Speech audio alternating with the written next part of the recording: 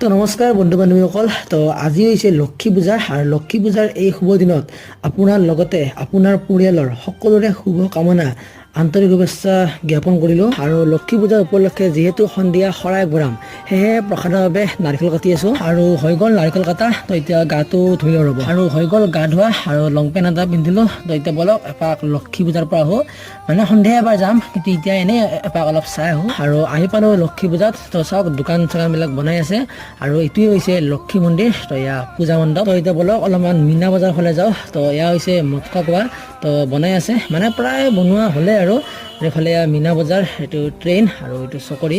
আৰু চকৰি মানে দুটা আহিছে, তো কোনটোত উঠে আপোনালোকৰহে কথা। তো আজি মানে বস্তুবিলাক বনাইহে আছে, যিহেতু আজি লক্ষী পূজা। তো মেলা হৈছে কালিৰ পৰা, তো কালিয়ে মানে এইবিলাক চব বনোৱা হ'ব আৰু। তো এইফালে মণ্ডপটো অলপমান সজাই আছে। আৰু যোৱা বছৰ মানে এই মণ্ডপৰ সন্মুখত মানে এই জেগাখিনিত এখন দোকান